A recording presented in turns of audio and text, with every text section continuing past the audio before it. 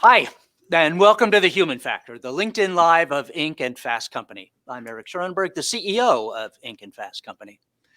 Today's guest is probably the hardest to categorize of anyone I've had on the show. He's brilliant, acerbic, vulnerable, self-aware, principled, opinionated, entrepreneurial, and funny. And did I mention brilliant? The first item on Scott Galloway's thumbnail bio is professor of marketing at NYU's Stern School of Business. And I guess he must be because he sometimes talks about students, and NYU wouldn't let him put that on his business card otherwise. But I think of him as the only slightly filtered conscience of the digital age. That's my experience of him, and the experience of the millions who listen to his two podcasts, Prop G and Pivot, who read his blog, No Mercy, No Malice, or who have read any of his 4 books, most recently, Post-Corona, From Crisis to Opportunity. He's also a serial entrepreneur because of course he is. Most recently, the founder of Section 4, an education disruptor, which just got a $30 million A round. Welcome, Scott Galloway. Thanks, Eric, and thanks for the generous words. You forgot angry and depressed and erectile dysfunction, but I think you got the rest right. Well, we can get into that over the course of the next half hour. I'm glad there's such rich material to work with, Scott. There you go. With all that and all the millions of followers you have, I want to just ask a basic question. What you think is the reason so many people listen to you? Oh, I mean, that's a generous question. Look, after working my ass off for 30 years, I'm an overnight success. I don't, you know what it's like, Eric. You put in the hard work. And greatness is in the agency of others. I've got a great team. I try to be unfiltered. I'm in a fantastic position in my life where I have access to a team that can gather data. NYU provides me with more credibility than I probably deserve. And I'm in a position, and it sounds like I'm bragging, but I don't mean to be. I'm in a position where I'm economically secure, so I don't have to worry about getting fired or having some angry shareholder from Facebook call a media company and try and fuck with me economically. So I'm in a position where I can speak my mind. I think speaking your mind is probably the way I would distill that answer. Although I have to say that your phrase, success is in the agency of others, is a mantra that I use myself, and I think is a good motto for any leader to have. Good thing to remember. You've just sort of talked about the stuff around you right now that contributes to the impact you have. But often when you talk, you look back on your life. You talk about your family and growing up. What in that history, in that life history, made you the guy you are? Again, another generous question. I think for the first 40 years of my life, I would have said that I was self-made, raised by a single mother who lived and died a secretary, household income never above $40,000. But as I've become older and more sober, I realize I'm American-made, and that is the generosity of California taxpayers and the vision of the Regents of the University of California provided me with an incredible education that was accessible. And when I say accessible, I not only mean that my tuition was a total of $7,000 for undergrad and graduate degrees from UCLA and Berkeley, but it was accessible in the sense that I was an unremarkable kid. And that's not a humble brag. I had a mediocre GPA, mediocre SATs, and UCLA rejected me the first time I applied, and then I got in on appeal. When I applied, it was an administrative 60%. This year it'll be 9%. And I think one of the great tragedies of America is that higher ed has transitioned or morphed from being the greatest upward lubricant of the middle class to an enforcer of the caste system. So something I'm passionate about and aware of is how fortunate I am, and then unfortunately the same blessings in terms of this incredible platform for upward mobility. The drawbridge has been pulled up behind me. So anyways, look, the two things, and I would put the question back to you, but the two things I would point to for what is an outsized level of success, emotional and financial reward, is having someone irrationally passionate about my well-being, my mother, and two, the generosity of big government in the former University of California. Well, you are definitely not a libertarian there, are you? I want to move on to sort of some of the positions that you're famous for, about the big 4 tech companies, for example. You've said that they have too much power, and a lot of people would agree with you. But a lot of people would also sort of disagree among themselves about what that means. What Mhm. does it mean to have too much power? What does it mean to you? Well, it's as a nation becomes wealthier and more educated, its church attendance and reliance on a super being declines.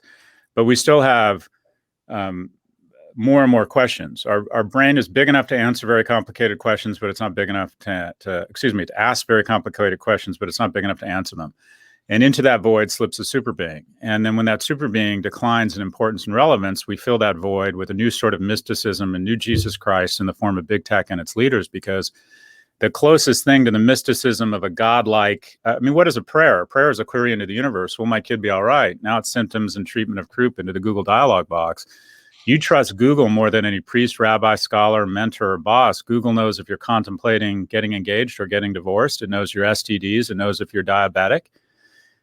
So you trust Google more than any entity in the world. And so we have one group of individuals who will not share the algorithms with us, spitting back the answers to 93% of our prayers globally. And when you type in how to overthrow my government, do you get a response that says, here's a voter registration form, or do you get ingredients or an instruction manual on how to build a dirty bomb? And whether Google has good intentions or not, history has shown that that type of power ultimately corrupts. And the argument will be, well, there's scale effects that benefit the public for having that type of market concentration and power. And if that's the case, the term for that is utility. So this company either needs to be broken up or needs to be regulated. Are we comfortable with a 30-something-year-old who dropped out of college? His first professional endeavor was evaluating women on their physical appearance, screwed over his friends in college, royally screwed over his best friend after college.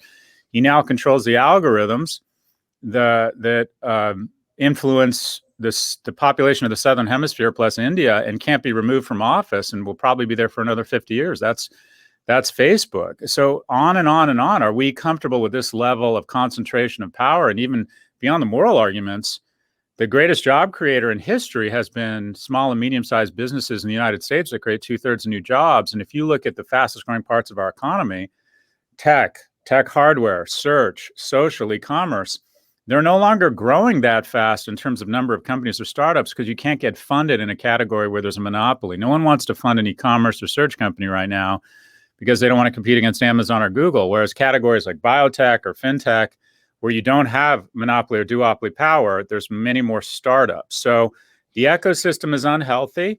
We have too much power in too few hands, and we have kind of lost our proud legacy of antitrust. People will frame it as, well, they're great companies, they're good at what they do, and I agree. I think they'll even be better when we break them up. So I think it's gone well past the point because of this fetishization and this Jesus Christ complex we impose on big companies. I think they're great. I like them. I own their stocks. They're my biggest recruiters. Congratulations, you've done a great job. We're breaking you up. Is regulation the answer, or is it antitrust? Yes. I think that antitrust, both mostly across probably Facebook, Google, and Amazon. I think regulation, I don't think you break up. Elegant antitrust makes shareholders wealthier post the breakup. So when we broke up AT&T, all 7 of the companies 10 years post were worth more individually than the original AT&T. PayPal, when it was spun for eBay, PayPal is now worth dramatically more than eBay. So again, we fall into this narrative where we're going to punish shareholders or these individuals by breaking them up. That's just not true. I think that we'll see an increase in shareholder value when we break Amazon, Apple, and Facebook up. Amazon, Facebook, and Google. I think Apple, it would be hard to break up, because the question is, well, who gets license or domain over the brand? I think Apple is an example of regulation. I think the App Store by dollar volume has become a monopoly and is suppressing competition. I think you need to probably regulate that. But I think it's a mix of different tax policy, regulation, and antitrust. How did you think Zuck, Dorsey, and Sundar did before Congress last week when they were talking about this very topic? I don't know. It's just turned into this kabuki dance that we've seen over and over. Repeat the question slowly. Tell them it's an important question. Slow ball the talk. Repeat the question back. If they ask a hard biting question, say it's so important you need to get back to them in the next. I think we've graduated from the righteousness porn stage, where we hear a bunch of speeches of regulators, or elected representatives posing for the cameras, there's a reason we call them lawmakers. And at some point, I would trust that we do actually move to the lawmaking phase. I think we've had enough of hearings, and it's time to actually propose some legislation and enact some laws. Do you have any hope of that in a divided Congress like this? Yeah, I do, because I think it's a bipartisan issue. But I've been wrong so far. I thought it was going to happen last year, and again, I think it's going to happen this year. But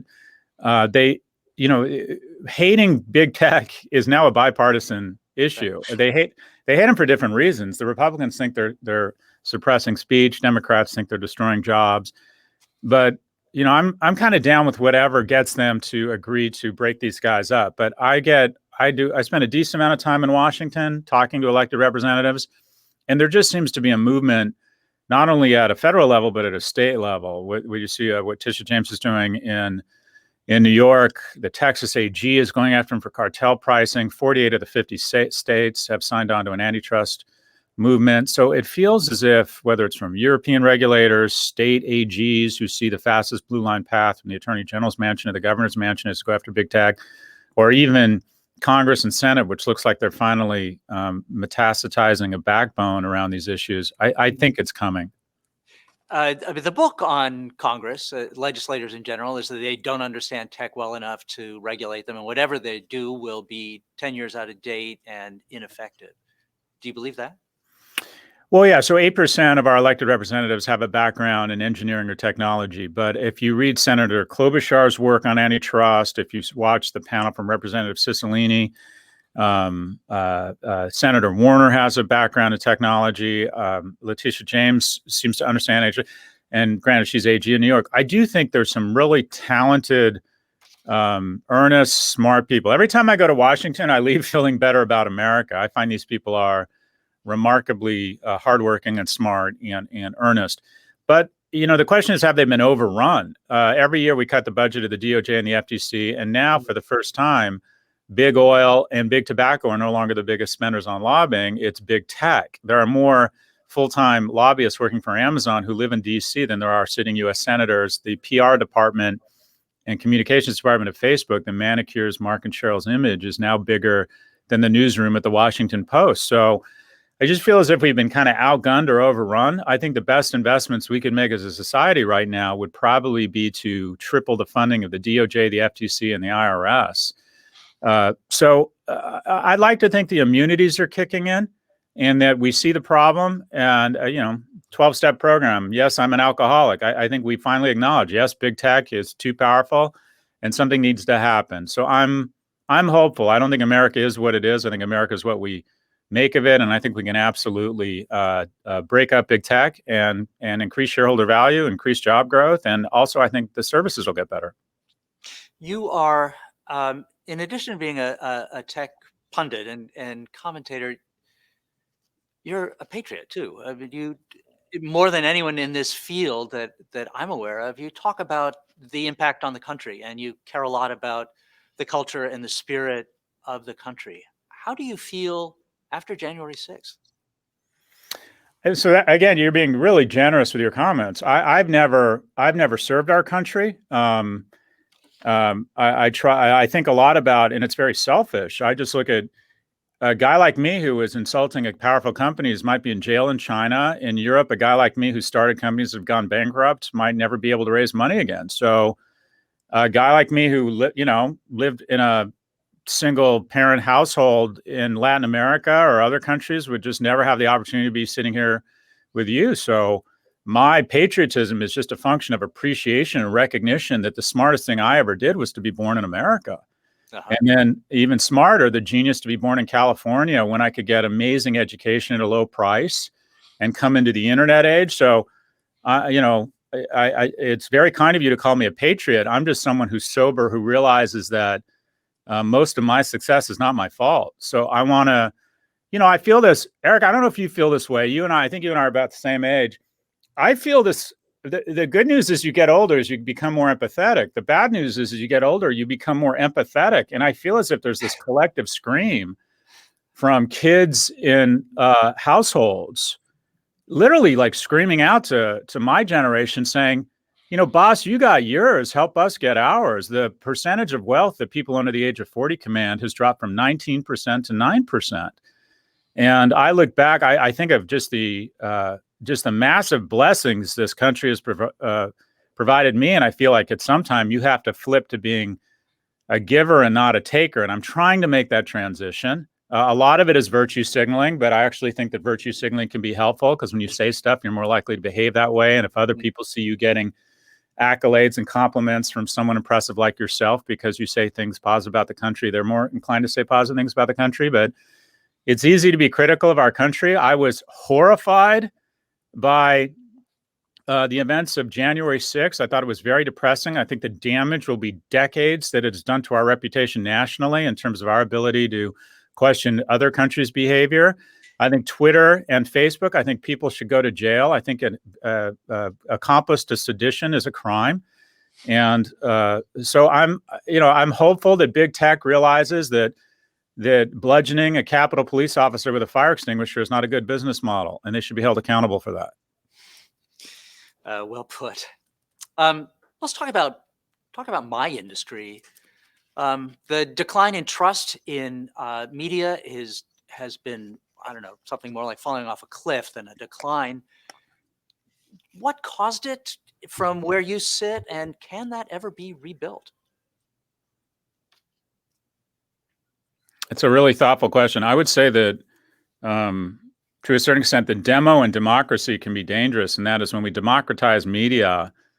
And I'm going to sound paranoid here, but it doesn't mean I'm wrong. I've been very critical of Russia, and I started seeing all these accounts, Twitter accounts with a few followers showing up in my Twitter feed and saying, Scott, they always say the same thing. Scott, love your work, but your comments about Russia's interference in elections are not accurate. And then I started realizing I couldn't find any of these individuals. And if I were a member of the GRU, which is the foreign intelligence arm of the Russian government, and I'd realize I can't compete with aircraft carriers of the U.S. I can't compete with their bases around the world. So I'll allocate tens of millions of dollars versus tens of billions to troll farms that try and undermine the credibility of anybody on Twitter, social media that is anti-Russia. And I feel as if there's been so much misinformation, and we're the perpetrators of this. We had a president spreading massive misinformation, and then bad actors weigh in and pour fuel on that, and then social media. And it's kind of weird to even call it media. I think we miss editors. I think that there's so many things, and I want to turn this question back to you, but I think the liberal bias in the media undermined its credibility and created opportunity for what I'll call extremist media, both on the left and the right, and also media as a profit-making entity. The news, the evening news used to be a losing scenario where they said, well, we're making so much money on the Partridge Family and the Brady Bunch running Jiffy ads and Bud Light and Michelob ads. Then we need to reinvest in the community, and we have this money-losing thing called the news. And the news used to be 97% boring things called facts and reporting, and then 3 minutes of commentary, kind of Bruce Hershenson and Senator Tunney at KBC Los Angeles would debate, and they'd call each other ignorant sluts, and would be. And then it's flipped. It's now 27 minutes of entertainment and 3 minutes of news. And I think that has created an environment where, because we're a tribal species and media companies now or news companies now pursue profit, they would rather enrage you than inform you. And I think that has eroded trust. And also everyone now has the opportunity to go out and spread misinformation. Eric, this is your business. What are your thoughts on the erosion of trust? No, I think you're right. I think that the business model, I think it sprung up perhaps on conservative media. So conservative radio, for example, Rush Limbaugh being sort of the patient zero for that. And then the model of a single person spouting, not necessarily factual stuff, but spurring outrage just became a magnet for attention. And that, even larger media companies began to notice that was a formula. The liberal bias in mainstream media does not help. I agree with that. And it has opened the door for others. I do think, though, that I just have to believe in my position that professional training and a belief in truth and an adherence to that, it has to win out in the end. some of my colleagues in the business media have said, look, if we spread misinformation, people invest in stocks that don't go up, or they make bad business decisions. So we have a kind of uh, guardrail around what we can say. That's not necessarily true across all media platforms, though. There are hopeful signs. The New York Times company stock has outperformed Google and Facebook, I think, the last 3 years. I just bought stock in Gannett. I think trusted news sources, I know that your company is doing quite well. I think trusted reporting that's fact checked, that has editors, that says, okay, you're making a statement, somebody needs to fact check it. That seems to be in vogue again. And there does seem to be a reversion. The Washington Post is doing a great job. Yeah. I mean, I have to hope that is true. One data point. I'm speaking at Collision next month. I'm sure you are too, or you've spoken there many times. There are a number of media roundtables afterwards, maybe 8 of them, 10 of them. Half of them are about how do we rebuild trust? How do we fight back against misinformation? It is topic number 1 for our industry. Talk about the great grift. It's a great phrase, and to me, it has always meant the rich are getting richer in the U.S. You mentioned it when you talked about the decline in the role of education as a great social climbing lubricant. But what does it mean to you? So when I talk about the great grift, what I mean is I believe that the bailout and stimulus packages, and by the most recent one is the least bad, I think have mostly been the shareholder class playing the pandemic like a Stradivarius to explode their wealth. And that is, we've taken $6 trillion funded by future generations in the form of debt and used it to throw some loaves of bread and some circuses for the poor, but a disproportionate amount of money has ended up exploding assets. Now, how does that happen? 85% of recipients of stimulus say they're not going to spend their stimulus. So they can do 2 things with that stimulus they're not spending. I mean, more than 4 out of 5 people say they're not spending it. They're either going to save it or they're going to put it into stocks. 50% of millennials who trade stocks saying they're going to put all of their stimulus into stocks. So you have a suppression in interest rates, which increases asset values because it's cheaper to buy a home or finance a piece of art or a car. And then you have new capital finding its way into the market. And we've seen an explosion in stock prices. So this is not only corrupt because 90% of the gross dollar value of real estate and stocks is owned by the top 1%.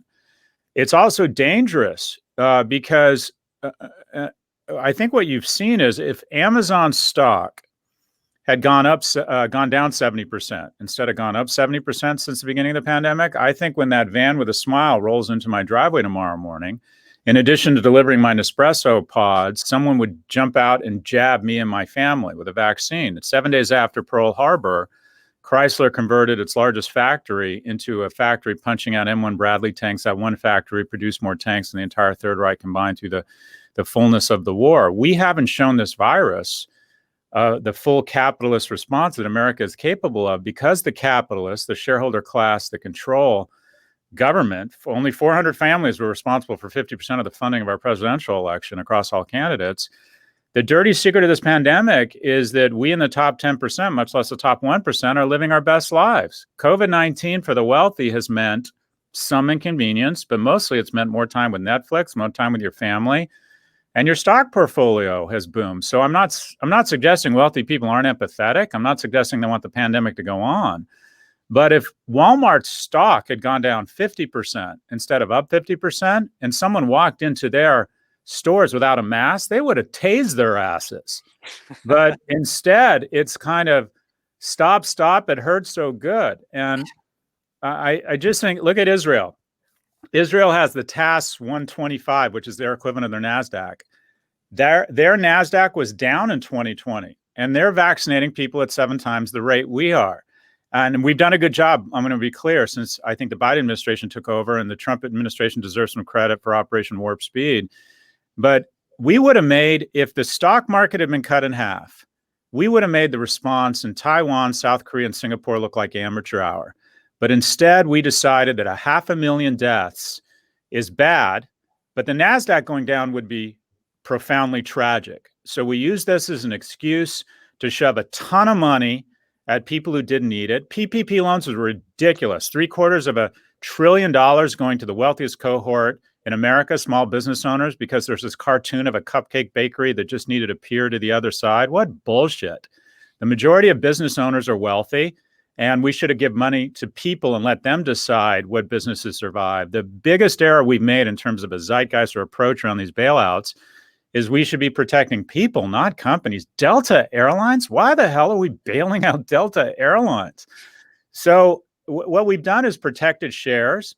And in 2008, everyone freaked out about spending $700 billion on bailing out banks, but stocks were allowed to crash. And the reason I'm financially secure now is I was able to buy Amazon and Apple at 90% less than they are now because the markets were allowed to fall. You can't have, essentially what we've decided is we have to protect the wealth of the already wealthy.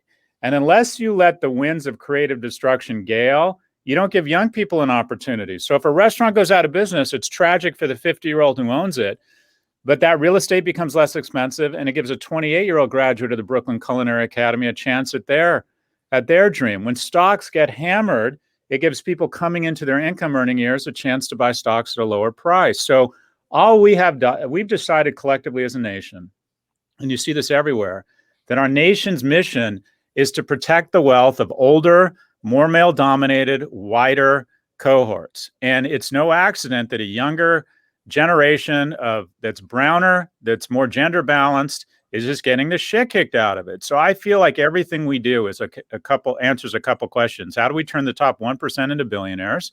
That's not America. America's about taking the bottom 90% and giving them the shot to get in the top 10%. And how do we transfer more power and more assets to the white patriarchy? I just see everything we do is a little lipstick or Vaseline over the lens. We're giving more money to states and corporations than we are to individuals. I think when we look back on this stimulus package, we'll see it as the great grift, or better, maybe even better described as a hate crime against future generations. Wow. Okay. Well said. We could talk about that forever, but I'm gonna pivot to a techier question. So, like maybe 99% of people, I don't understand NFT, blockchain. What am I missing? What great opportunity am I missing just because I don't get it? I don't know. So join the club. Whatever, that part of your brain that I used to be able to do great accents, and so that part of my brain died. My father's Scottish, and I used to be able to do a great Scottish accent, and that part of my brain has just died. And whatever part of your brain is required to understand crypto, I don't have it. And I probably spend more time thinking about it than 99.9% of people. I've spoken to the smartest people, and I still can't wrap my head around it. A few things that strike me about NFT is that as a species, our first instinct is survival. Our second is propagation. Key to propagation is signaling success. And the way you can signal success is by collecting objects that have scarcity value. And we become obsessed with things that are scarce, and it's instinctive. If all of a sudden you're hungry and running low on food, you become obsessed with food. If all of a sudden you find yourself not able to find a mate, you become obsessed with finding a mate. And these are good obsessions.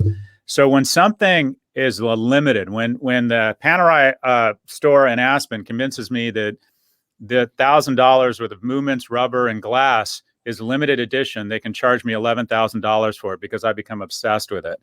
And I think NFTs are tapping into this scarcity obsession by saying, okay, there's the master, and then there's the lithograph where we figure out a way to do 300 of them. And now there's a new form of scarcity, and that is we will ensure through a very secure technology called the blockchain that this is the only digital representation of this intellectual property, and it creates scarcity and signaling value. Like almost everything, I think it comes down to our need to propagate and signal success, but that's NFTs. I think that the blockchain and crypto offers some incredibly interesting things. One, every fiat currency eventually fails because the political pressure to print more money outweighs the long-term thinking of elected representatives. But with crypto, you have what I'll call forced immovable scarcity. And people do believe that once they get to, I think it's 21 million coins, they're going to stop. So that has what I'll call more credible scarcity than any other fiat currency right now, including the US dollar. And then there's just a ton of really interesting things that could happen with NFTs. My prediction is that an elite university is going to decide that they will do an initial coin offering. So if Stanford issues 100,000 coins and says, if you own a coin, anyone in your family at any time can attend Stanford, be part of the community, use our job resources, speak. I think those coins will go for a minimum $1 million each. And overnight, Stanford could get $100 billion, 4 to 6% annually. That's 4 to 6 billion operating budget. Issue another 2,000 coins, maybe do it on Ethereum so they could build smart contracts in that say, all right, we want 30% of these coins to go to kids from certain zip codes or low income. But overnight, I think they would have essentially be out of the business of fundraising and just kind of come out of the closet and say, let's be honest, we're basically a hedge fund educating the children of our investors. So let's just be more open and honest about it. And we'll reserve 30% of our coins. I give money to Berkeley and UCLA. You can see an environment where instead of giving $5 million, I buy 5 Berkeley coins and I designate with smart contracts put on top of that coin that it has to go to the children of single parents from households that aren't making more than $50,000. And I take out the discretion of administrators or admissions people that these are just smart contracts on top of a coin. So I think that it's going to be really fascinating what happens here. I don't own a single coin. One of my many flaws as an investor is I always want to buy things on sale. And since the pandemic, when it was at $5,000, it's gone to 60. Some myths about crypto, and then I'll stop talking, Eric, is that people think, oh, it's a great way to diversify. It's a great way to engage in volatility, and young people want volatility. Volatility is good for young people because they want disruption. Old people who are already rich don't want volatility. They want everything to just go up 6% a year. Mm-hmm. So the notion that crypto is volatile is accurate. The notion that it's uncorrelated is not true at all. In April, when the markets were down, crypto was at $5,000. In the 80s, all finance departments told their PhD students that they could get risk or they could get basically risk-free returns through diversification. And they listened and started buying Brazilian ETFs and real estate funds in Romania. And because we've done such a great job of diversifying globally across asset classes and geography, everything is linked now.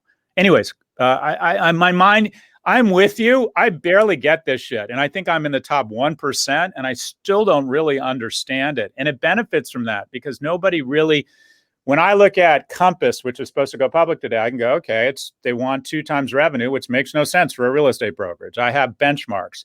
What do you benchmark Bitcoin off of? And it benefits from that because if it goes from 5,000 to 60,000, it's really a story more than it is something with underlying metrics you can benchmark. I think of you as heroes have feet of clay kind of guy. But do you have, a hero or someone you regard as a mentor? And who is it? Again, another generous question. So yeah, I'm learning more about Jesus Christ. I'm an atheist, but I like anyone who starts with love the poor. I'm a huge fan of Muhammad Ali, who struck me as incredible athletic excellence and being totally unafraid to be who he was, distinct of the economic harms it caused him. And I thought he was just an incredibly talented person. I'm a huge fan of Angela Merkel, who I just think leads through competence and modesty. I think we're missing that in our leaders. Michael Bennett, Senator Michael Bennett, he's not a mentor, but he's a role model. I like that he just does the hard work and doesn't Jones for the camera and got earned income tax credit and tax credit for children into this stimulus package. I'm really blessed. I have some older men in my life that call me on a regular basis and tell me when I've screwed up, and I hate them for about 24 hours. And then I realize they're right. And then I'm blessed to have people in my life who consistently tell me that stop being such a narcissist or believing your own press or tell me when I'm wrong. So there's a lot of people I look up to and I try and model, and I'm fortunate to have in my life. And I coach young men. I think young men relative to young women are failing. 7 out of 10 high school valedictorians are girls. Young women are going to college in greater numbers, graduating from college. I think young men are failing relative to other cohorts. So I try and get involved in coaching young men. I'm trying to be kind of apply some of the mentorship that I benefited from. My father wasn't a big influence in my life, but a lot of really generous men stepped into that void for me. So I have a lot of role models and mentors. Eric, who are your role models? I think about people who helped me along in my career is generally the way I answer that question. But also, I think characteristics like you had of the way you described Senator Bennett. I'd like people who are uh, model excellence and modesty at the same time. It Yeah. is rare these days. Let me end with a question that that you often end your Prof G blog with, podcast with, which is, what's your advice to your younger self? Um, I think you have to. I think we live in a capitalist society, and you need to find uh, what you're good at, and then what people will pay you for, and then dispel the myth of balance. And if you're like me and you really valued economic security, and economic security provides great things in a capitalist society, your kids will have more opportunity, you'll have better health insurance, you'll have a greater selection set of mates than you deserve if you're economically secure. So I think economic security is really important, and I would focus on that pretty narrowly in your 20s and 30s, and recognize it comes at a cost. But that's just the ink in your pen. It's not your story. Then once you get to a certain level of economic security, which is not as much a function of how much you earn, but how much you save. I think living like a Stoic, always living below your means, is a sign of real character. And that takes tremendous discipline in an economy where there are 1,100 different types of goat cheese. And you can go from economy to premium economy to comfort economy to business class to first class to fractional ownership.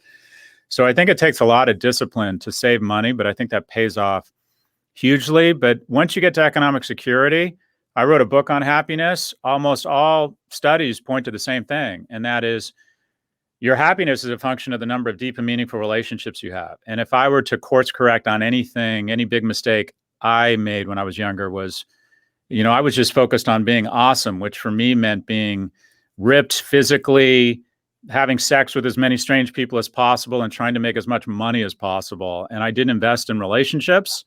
And I woke up kind of at the age of 40 without a lot of what I call deep, meaningful relationships, and found myself kind of not alone, but lonely.